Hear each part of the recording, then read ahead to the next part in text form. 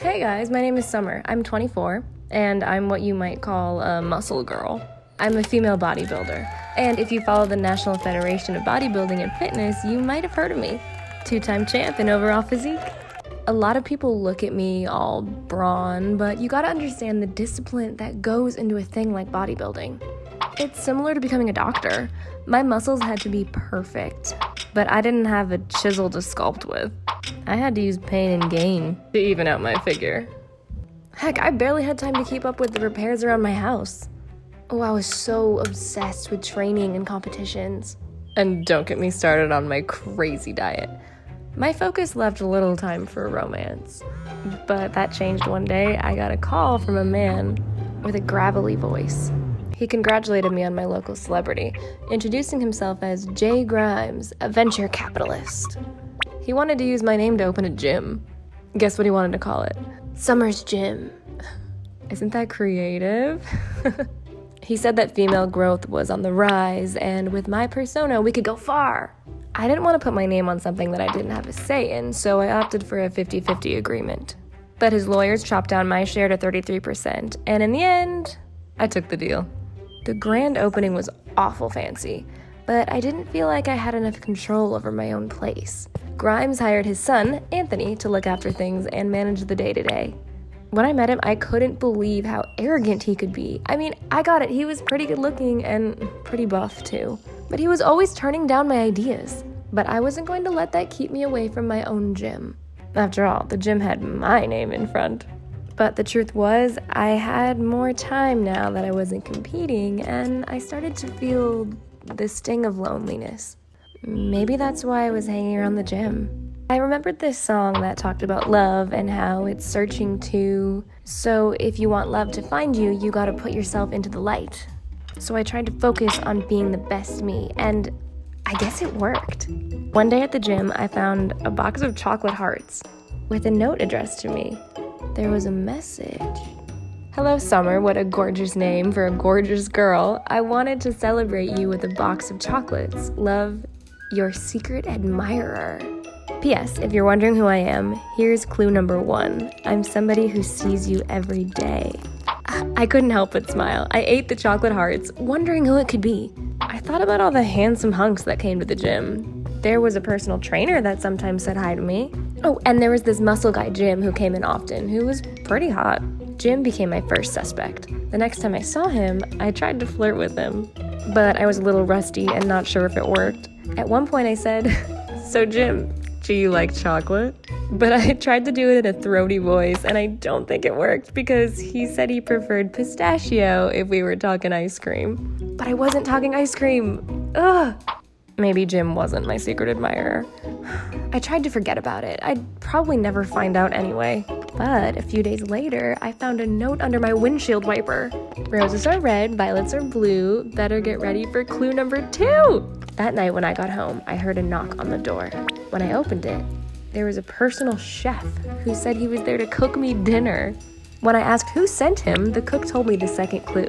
Your secret admirer is someone who manages health. It was the personal trainer, I thought. But when I thanked him for the dinner, he didn't know what I was talking about, and I was at a loss again. That afternoon, I found another note under my windshield. Roses are red, violets are blue. How about dinner this time for 2?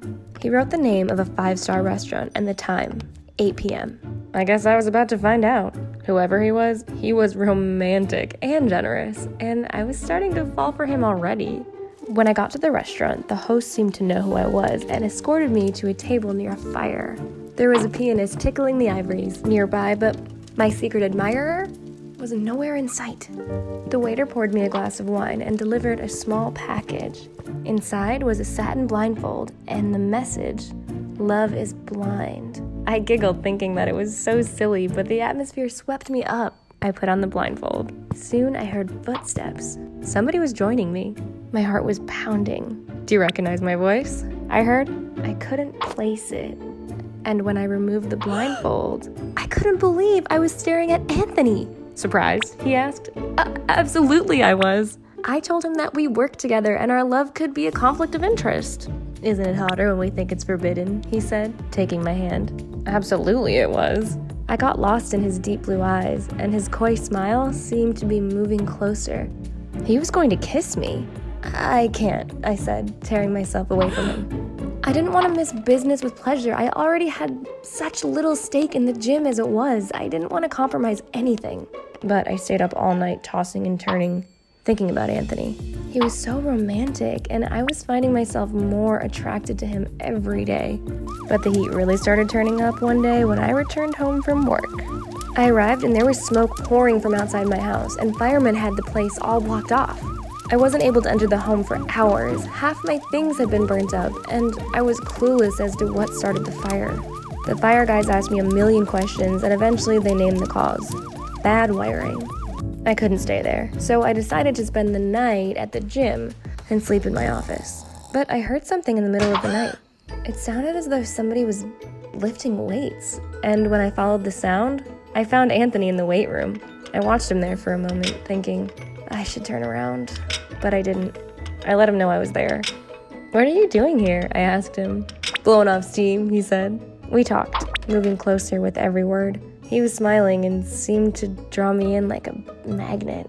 I almost felt like fate had brought us together. And suddenly, I didn't care about business, and we melted into each other's arms. He let me stay with him that night, since the fire left me without a bed, and we kept each other warm till morning came. But when his father showed up to take Anthony to breakfast, he just about had a heart attack. He forbid us from being together. He said that business came first, and he accused me of trying to snake my way into control of the gym. He threatened to cut us both out if we didn't cool it. Anthony and I said goodbye that morning, both agreeing that we had too much to lose. But the love was there, burning like tension between us. I tried to forget him, and I even went out on a few dates with other guys. But every time I saw Anthony, I couldn't think of anything else, and fantasized about throwing my arms around him. I didn't even know that love could burn so intensely. I was almost willing to throw it all away, but I couldn't ask that of Anthony.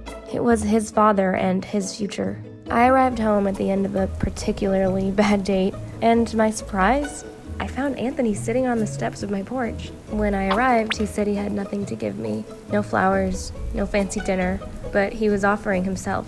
"What do you mean?" I asked. Apparently, Anthony thought long and hard about that night. He walked away from his father and all his money. He came with nothing but the clothes on his back, and he kissed me with a passion that took me off my feet. "I have a plan," he said. "If my dad buys you out, we can start our own gym together." He had done his research and found a modest building for sale. "We'd have to do the repairs ourselves, and it wouldn't be as fancy," he said. "But it would be ours," I added, finishing his sentence. I called up Old Man Grimes and told him I wanted out. If he wanted to keep my name, he'd have to compensate. The lawyers got involved, and once I got my end, Anthony and I invested in a new gym we were planning to call Love and Muscles. One night, Anthony and I were painting, and he distracted me with a kiss. But we were interrupted when Grimes walked in and called our business plan a disaster. He called us fools for leaving the gym and told us we were destined to fail without his capital. And when he told us that we were blind, Anthony and I found it hilarious. In a way, he was right. Love is blind. And it comes with spontaneity and impracticality. But it also brings magic into your life. And in the end, it's the only thing that matters. I think that's why when we see true love, everything else pales in comparison. Have you ever been in love?